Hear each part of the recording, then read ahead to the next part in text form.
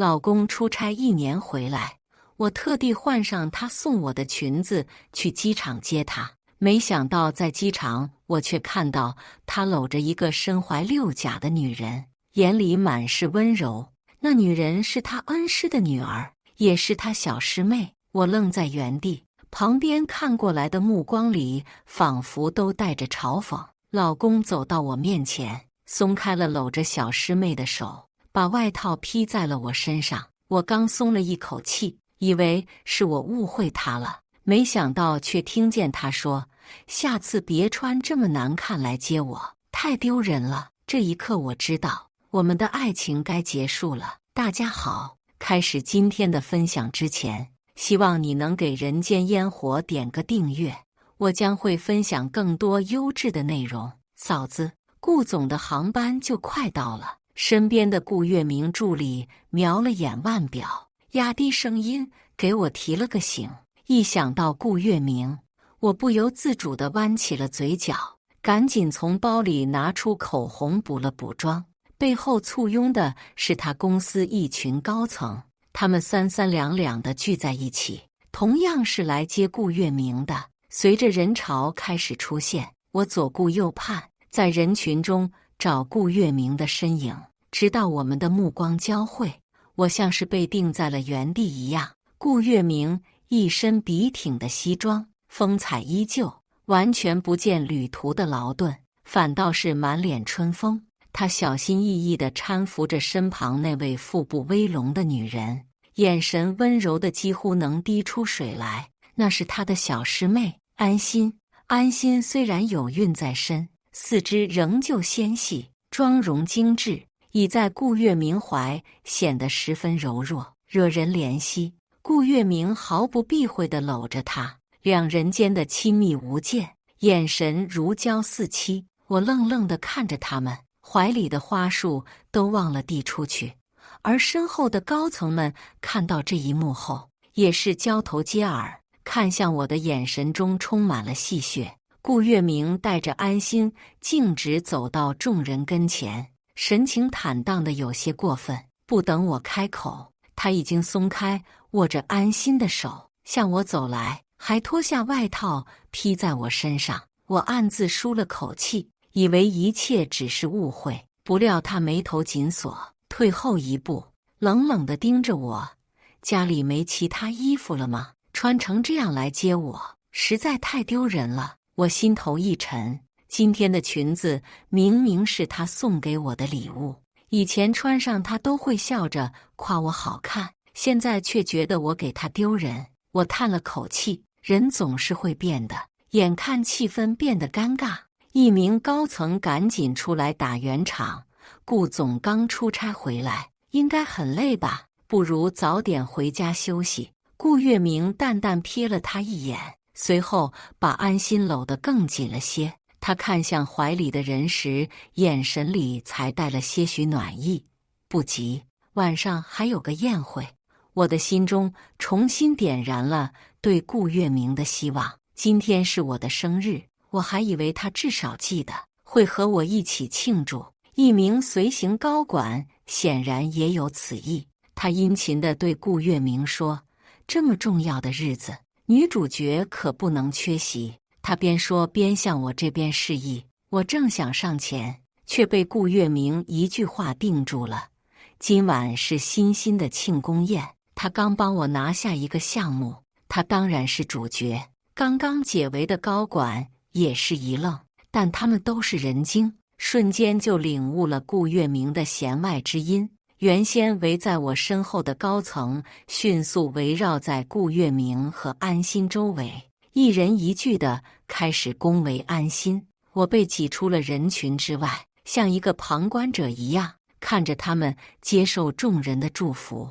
顾月明的秘书同情地望了我一眼，最终叹了口气，默不作声地跟着他们上了车。其他的员工也开始陆续离开。路过我时，我听见了他们的议论声：“顾太太的心理素质可真强，换我早绷不住了，可不是吗？脸皮也够厚的，还顾太太呢？我看她位子快不保喽。”人群逐渐走散，只剩下我还留在原地。现在盛夏时节，但机场的冷气似乎不够强劲，让空气中仍带着一丝闷热。可我却仿佛置身冰窖，全身血液都被冻住了。我紧紧拽着裙摆，只要一低头就能看见身上的裙子。原先我很喜欢它，因为是顾月明送我的，但现在我只感觉我被耻辱包裹了全身，比裸奔还令我感到难堪。我脑海中反复播放着刚才的画面，它不断地提醒着我，我的丈夫出轨了，出轨对象是他恩师的女儿，他的小师妹。顾月明现在公司扩展的业务包含了他恩师生前的研究方向，而安心在恩师去世后，女承父业，也成为了行业中的佼佼者。他时常跟我说起，他对恩师问心有愧，恩师将他一手带大，他却在恩师生重病的时候没能及时筹到医药费，才导致恩师医治不及时去世。我一直安慰他，这事儿根本不能怪他，同时也能理解他的自责。所以他频频提起小师妹安心时，我也只当他们是彼此在这个世界上唯一的亲人了。毕竟顾月明也跟我总说，小师妹就是他的亲妹妹，他对安心的管教也向来都很严厉。我还经常劝他，安心年纪还小，又是个女孩子，多包容一点。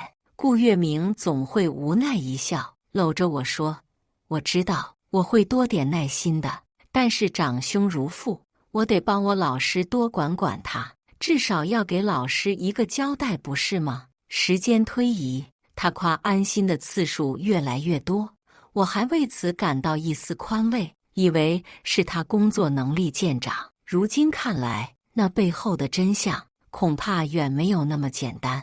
大概是借着我的好意，安心说服了顾月明。可我实在想不通，为什么安心会怀孕？顾月明从来不喜欢小孩，他认为孩子难以沟通，又吵闹，会分散他的精力。他是个工作狂，任何会干扰他事业的事情，他都会无法忍受。实际上，我们曾经意外有过一个孩子。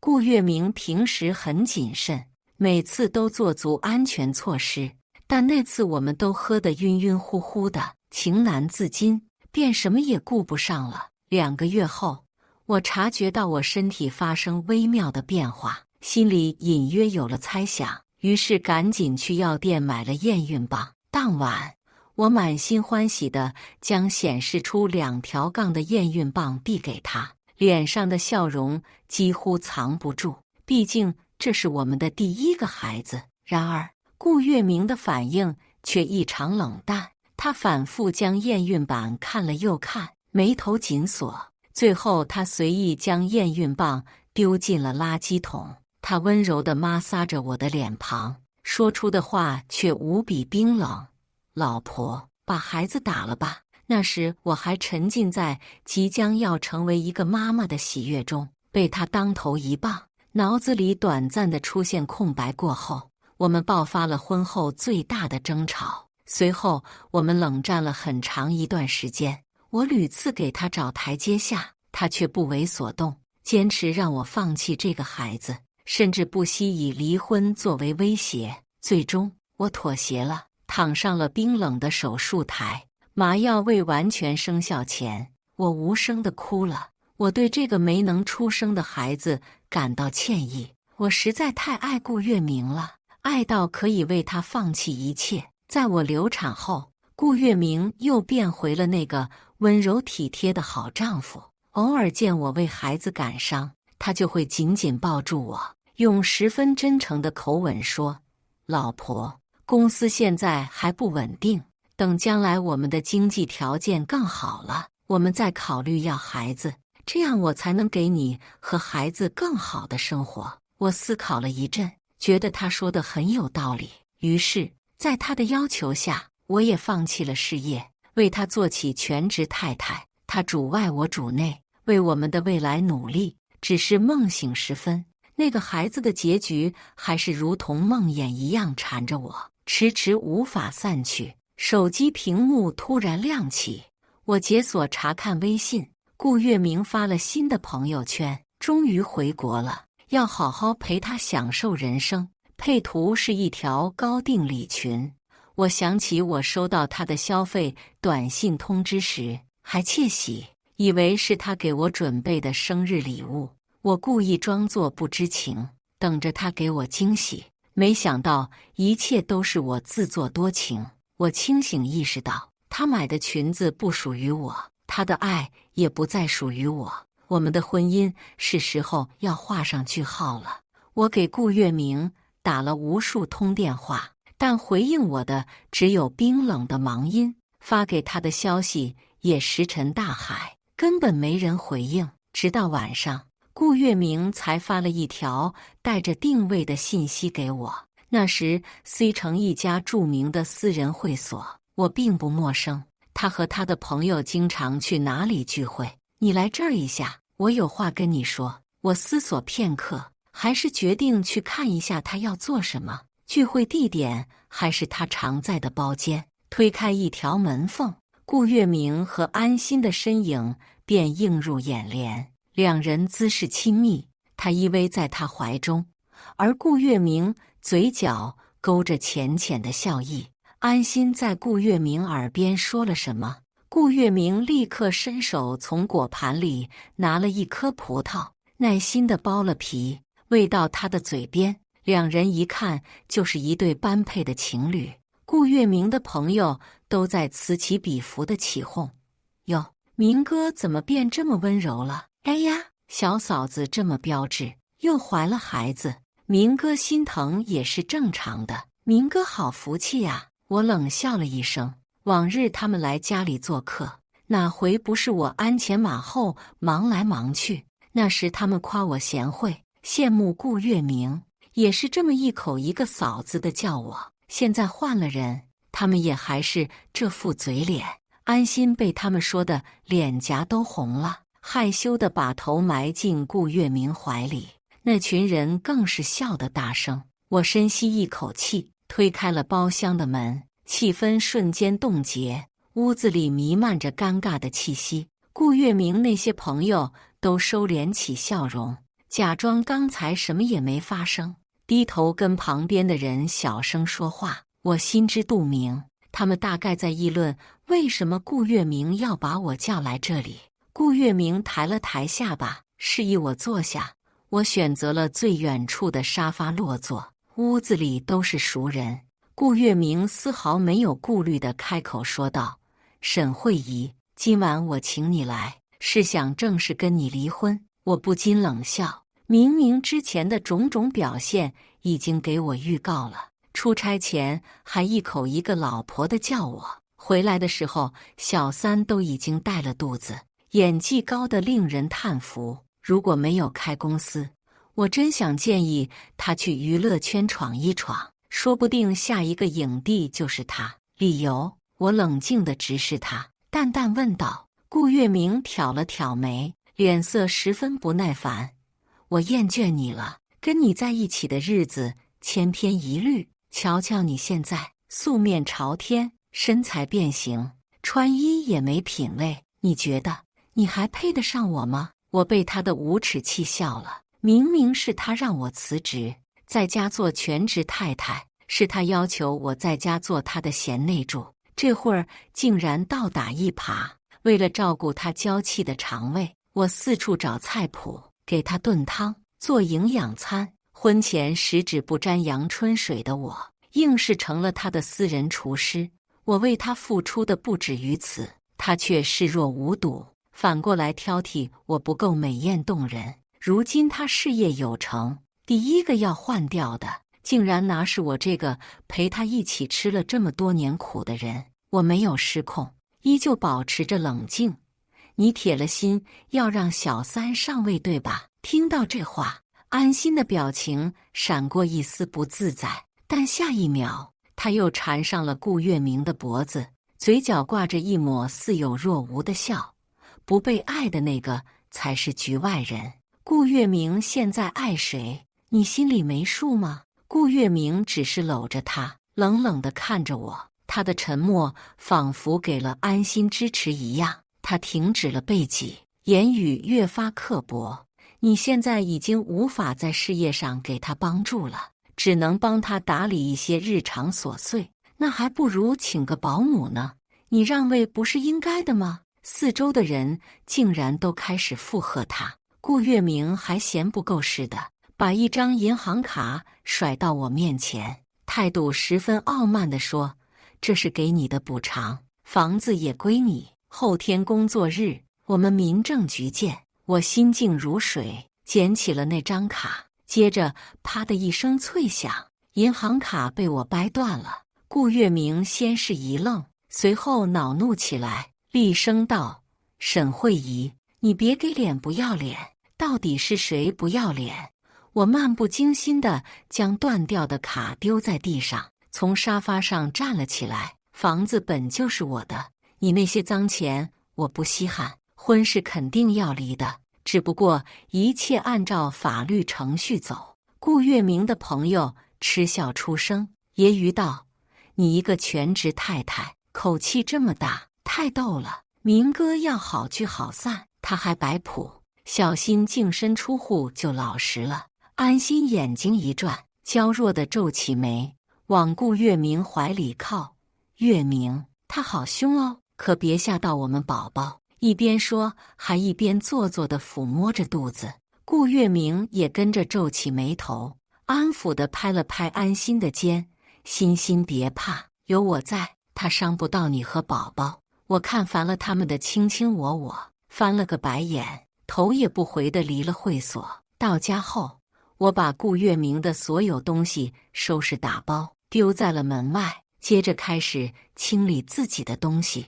断就要断得彻底，我对他那些玩意儿没兴趣，他也别想带走我任何一样东西。整理过程中，我猛地想起妈妈生前求来的招财猫还在顾月明的办公室里，那是妈妈的遗物，是她去世之前拖着病体去寺庙里求来的，只希望我未来能吃喝不愁，衣食无忧。婚后我把它送给了顾月明，认为那里能让他发挥更大作用。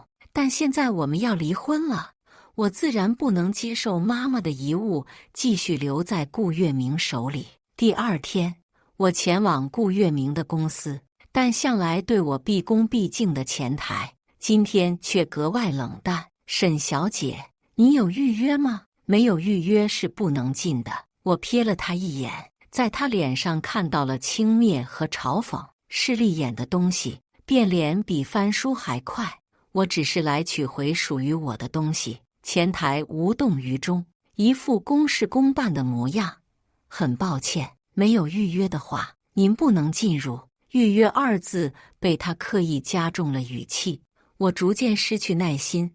我怎么说也还是你半个老板，你哪来的胆子拦我？我和顾月明的事，跟你一个外人有什么关系？前台却不在意，嗤笑道：“沈小姐，人要自知之明，咱们都是体面人，一味的纠缠只会两败俱伤。您说呢？”在他看来，我不过是一株依附在顾月明身上的菟丝花，离开他自己活不下去。我冷笑一声，走到前台面前，一巴掌甩上了他的脸颊。前台没想到我会突然动手，被打后愣在原地，脸颊迅速地肿了起来。我趁他没反应过来的时候，赶紧上了电梯，去往顶楼的办公室。房间里弥漫着一股暧昧的气息，安心和顾月明正在椅子上卿卿我我。我开门的声音惊动了他们，安心猛地回头，看见我的瞬间尖叫了起来：“哎呀，你怎么进来了？”一边说着，他一边用衣服遮住自己的身体，冲进了休息室。顾月明也从意乱情迷中清醒过来，手忙脚乱地整理自己的衣服，一脸不悦地问：“沈慧仪，你又来干什么？”我忍不住翻了个白眼，难怪顾月明这么快被安心拿下，原来他们玩得这么野。一想到两人白花花地缠在一起，我只感觉倒胃口。我一低头就看见了放在顾月明办公桌上的招财猫，径直向他走去。顾月明眉头紧皱，正要说话，门外传来了一阵哭泣声。顾总，沈小姐不仅不遵守公司规定，还动手打我。沈总，我真的拦不住啊！您看看我的脸，要是毁容了，可怎么办？前台泪眼婆娑地进来，紧紧拽着顾月明的衣袖。顾月明的眉头皱得更紧了。沈慧仪，你自己说不要我的钱，现在又来干什么？我不打算理他，拿起招财猫就要走。一贯高高在上的顾月明，每天被人众星捧月，他的自尊心怎么可能允许被我这样轻视？于是他顿时怒不可遏，冲上来想拉住我，但我怎会如他所愿？争夺之间，招财猫掉到地上，摔得粉碎。我愣住了，那是妈妈留给我的遗物，是她生前病重都要为我求来的。它对旁人来说可能只是一个普通的摆件，对我来说却意义非凡。泪水滴滴答答落在地上，视线逐渐变得模糊。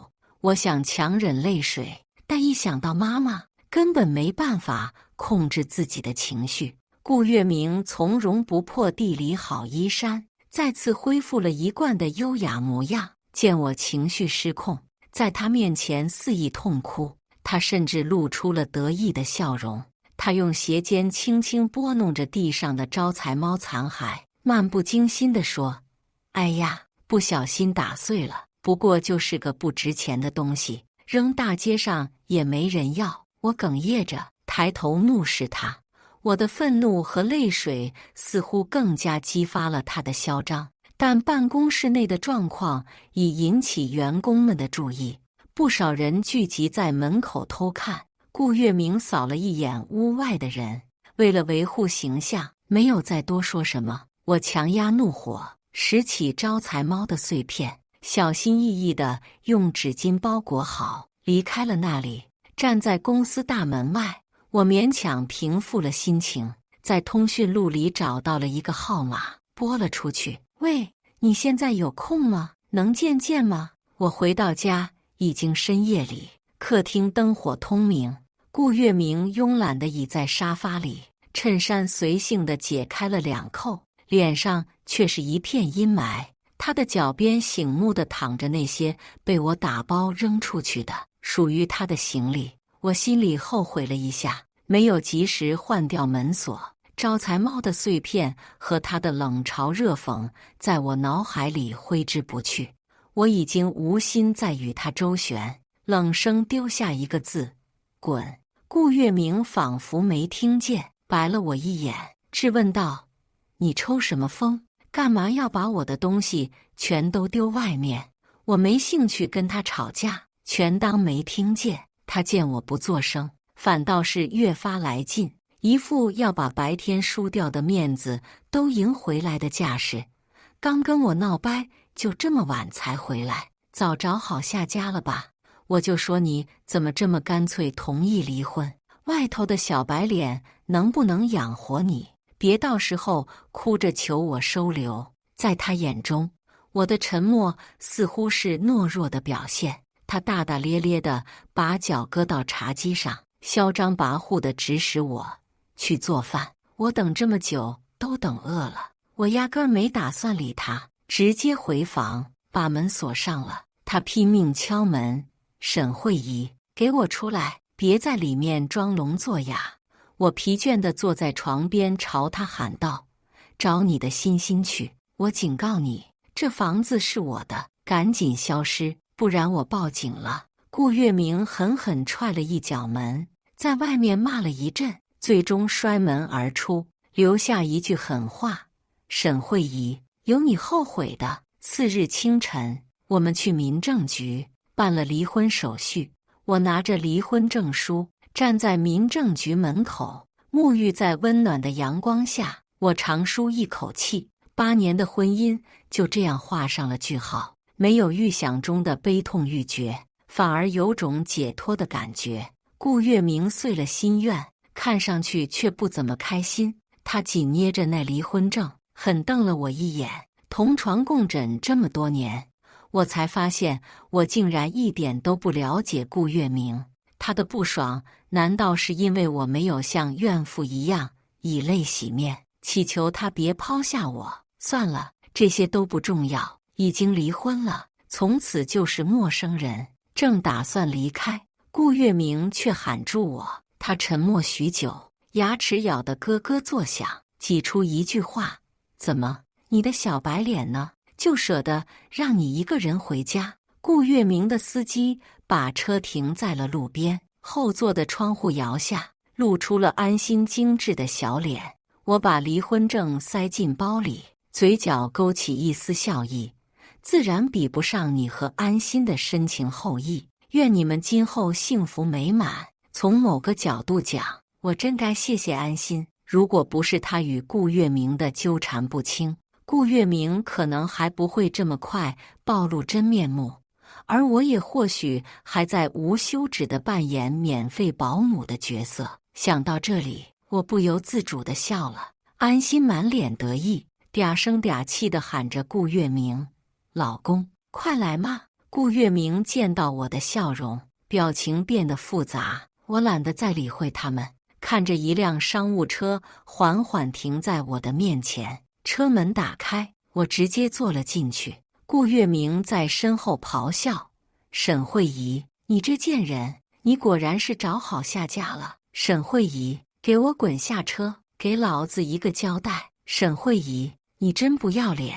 老子养你这么久，居然敢偷偷找备胎！我懒得和他辩论，是又如何？不是又怎样？顾月明背叛了我，背叛了我们的婚姻和情感，我又何必因为他三两句话掉入自证陷阱？前方的路还长，我有太多事要做。我关上车门，把顾月明的谩骂关在了车外。副驾上的人对顾月明的行为翻了个白眼，接着他看向我，脸上露出一个真诚的笑容，朝我伸出手：慧仪，欢迎你回到我们公司。我也朝他笑了笑，握住了他的手。还是多亏了领导们的认可，谢谢你给了我机会。寒暄几句之后，我从后视镜中看见顾月明的身影越来越小。或许做家庭主妇太久，他已经忘记了我原本的模样。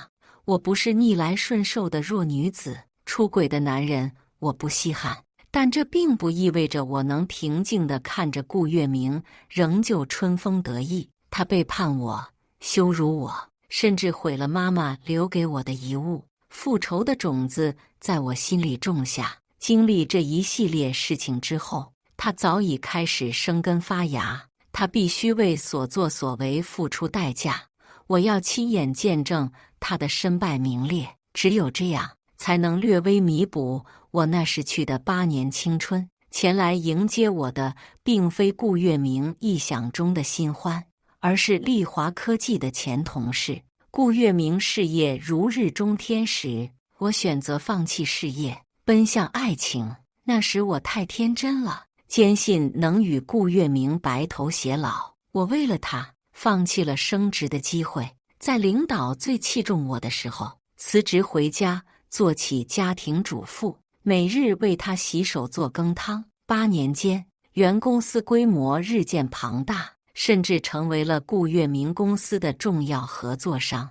而曾经的同事方彤也步步高升，成为了丽华科技的核心人物。即便辞职后，我也依然和方彤保持着联系。他总想约我出来聚聚，可我总有做不完的家务，再加上后期他业务繁忙，我们几乎没有时间见面。虽然我们没有时间见面，但他还是坚持不懈发消息给我，鼓励我重返职场。可那时的我被猪油蒙了心，沉浸在顾月明给我画的饼里，心甘情愿地做他的附属品。如果当初我不辞职，我的成就并不会比顾月明逊色，或许甚至也能和方彤一样，在丽华科技创出自己的一番天地。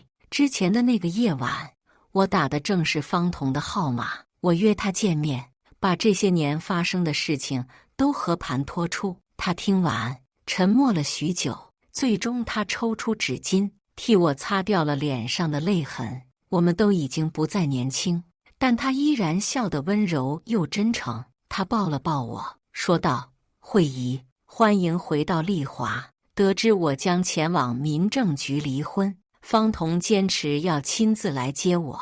你最了解故事，我相信凭你的能力，能处理好和他们公司的合作业务。方彤笑着轻拍我的肩，我满心感激地望向他。他让我一个远离职场许久的人，一回归就担此重任，既是对我的信任，也是想让我出一口气。丽华作为顾氏的甲方，我稍微给顾月明添点堵，也不算过分。毕竟，多少公司求挤破了头，也抢不到和丽华科技合作的机会。我没有不答应他的理由。我点头道：“谢谢你，方总。说来也是巧了，就在今晚上，丽华和顾氏正好有商业谈判。”走进包间之前，方彤紧紧握住了我的手，我抬眼和他对视，方彤轻轻一笑，语气柔和而坚定：“放手去做吧，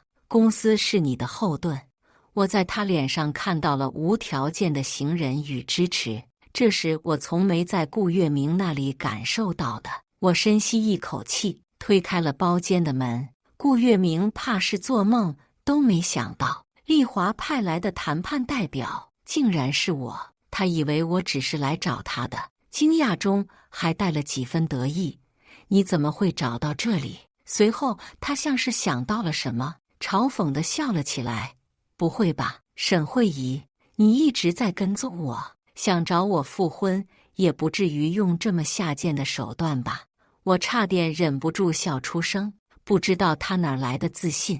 顾月明的秘书冷冷地拦在我和他之间，冷言道：“沈小姐，我提醒过你，成年人该懂分寸，难道你非得让顾总跟您撕破脸皮吗？”安心又开始在一旁装柔弱，依偎在顾月明身旁，挽着他的胳膊，却用充满敌意的眼神看着我。我在心底都快笑死了。你们继续，多说点，我倒要看看，等会儿知道了我的身份，你们还能不能笑得出来？我板着脸，拉开椅子落座，以公事公办的态度说道：“李秘书，顾总，我听不懂你们在说什么。这是丽华与顾氏的商务会谈，如有私事，还请另约时间。”顾月明愣怔了几秒，随即失笑：“你居然知道我们公司和丽华有合作？说吧，沈慧仪，你跟踪我多久了？”我靠向椅背，用手承住下巴：“顾总，现在是办公时间，直呼合作方的名字，这就是顾氏的待客之道。那我觉得或许这次合作，我方就还要再考虑一下了。”顾月明乐不可支，满脸不屑：“得了，沈慧仪，别装了，就凭你，还想代表丽华科技？说出来都怕被人笑话掉大牙。”做了8年全职太太，顾月明笃定，以我这8年空白的职场经历，连像样的工作都找不到，更别说还是丽华科技这种大厂。但我会告诉他什么叫世事难料。我从容地从包中抽出合作协议，轻轻丢在他的面前。起初他还以为我不过是虚张声势，漫不经心地翻阅了那几页纸，直到看清协议内容和在尾页的公章，顾月明的笑容僵在了脸上。他难以置信地来回看着我和手中的文件，脸色煞白，无力地跌坐回了座椅上。李秘书的脸色也变得很难看。这次和丽华合作的机会是他们费尽心思争取来的，而仅在刚才那几分钟内，他们就彻底得罪了我这位代表。秘书的手指都在发抖，哆嗦着用手帕擦掉额头上冒出的冷汗。顾月明回过神来，站起身，毕恭毕敬地向我伸出右手：“沈总，抱歉，刚才是一场误会。”我坐在椅子上没有动，只是冷冷地看着他。顾总，您和您的秘书连基本的尊重都不懂，这让丽华觉得合作风险极大。我认为合作事宜还是改日再议为好。我起身整了整衣领，做事要离开。顾月明的表情扭曲了1秒，旋后又恢复了正常的表情，低声下气地向我道歉：“对不起，沈总，都是我的错，我不该将公司混淆。关于合作的事宜，还请您再三考虑。顾氏绝对是诚心诚意的，风水轮流转。这次顾月明输了，输得很难看。”我淡淡扫了他一眼，故意沉默不语，做出一副坚持要取消合作的架势。顾月明的表情越发绷不住，他咬牙切齿地搓了搓手语，十分焦虑地咽了口唾沫。那沈总，我要怎么做，您才能同和继续合作？我慵懒地重新坐了下来。顾月明似乎松了一口气，陪笑道，挨着我坐了下来。这次说话小心翼翼多了。沈总，关于合作，我直接打断了他的话，毫不客气地说，这样，顾氏再多让出10个点，我会考虑继续合作的可能性。其实现在合同上写的条件对丽华来说已经够了，而我提出更加苛刻的要求，不过是故意想为难一下顾月明罢了。不出所料，他上了钩。我的话音刚落，顾月明的眉头便紧紧锁在一起，他双手不安地揉搓着，用近乎恳求的语气说道，沈总，我们已经做出不少让步，要真是再让10个点，恐怕顾氏真的要亏到底朝天了。这是我头一次见顾月明露出如此卑微的模样，觉得还挺新奇的。我撑着下巴，饶有兴趣地打量着他，随口道，好吧，那你跪下求我。顾月明难以置信地看向我，仿佛在怀疑是不是自己耳朵出了问题。安心倒是急了，搂着他的胳膊，娇滴滴地喊道，顾总，你看他分明是在故意侮辱你。我坦然地承认了，是的，没错，我就是要故意羞辱顾月明。那咋了？此刻他是鱼肉，我是刀俎，他只能任由我摆布。弱者没有选择的权利。我曾经被爱情蒙蔽双眼，可现在我已经清醒了。顾月明向来自视甚高，此时恐怕恨不能将我千刀万剐。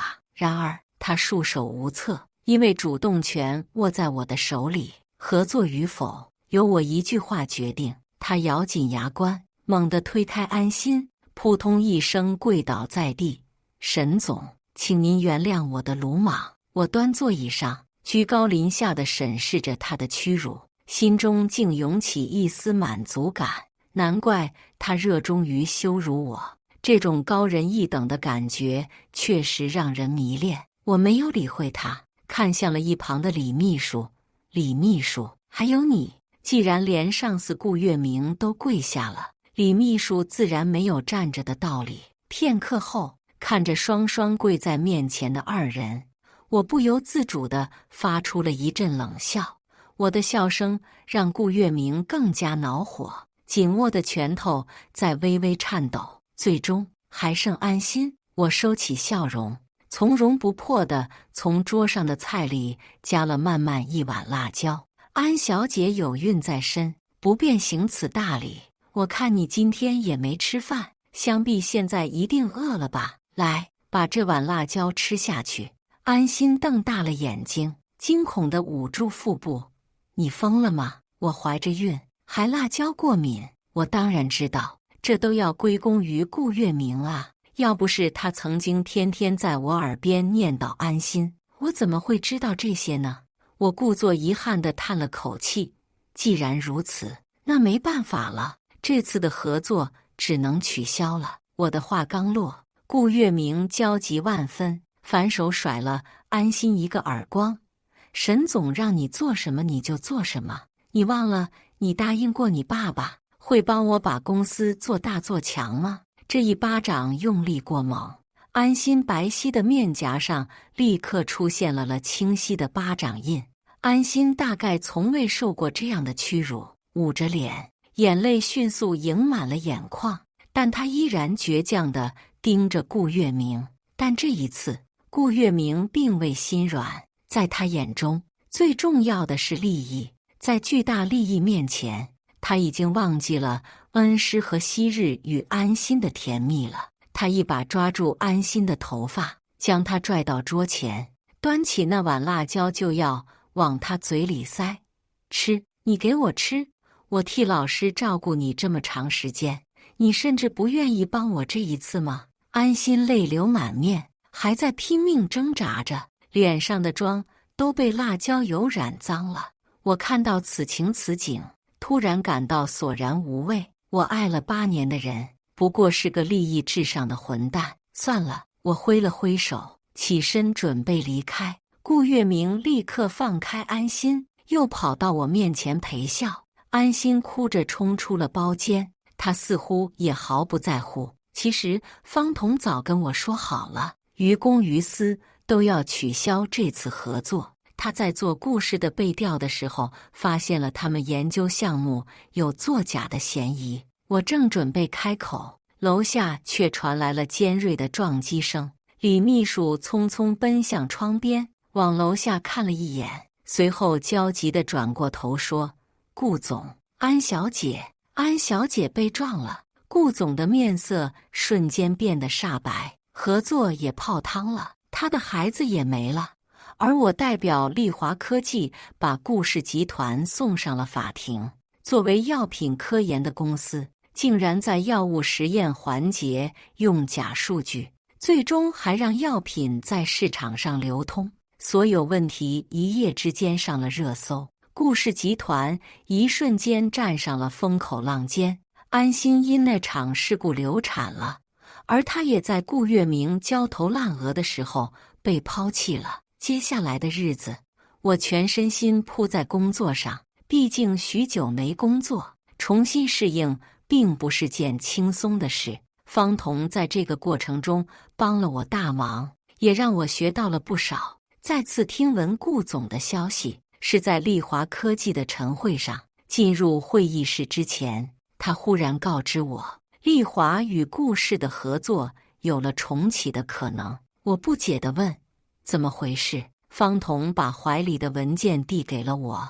顾总被安心杀了，如今顾氏已经被其他集团收购了。闻言，我心头一震，甚至怀疑是不是自己听错了。但我立刻平复了下来。我接过文件，向方彤轻轻点头。明白了，方总。在顾月明的形容里，安心只是被他恩师宠得有些飞扬跋扈而已。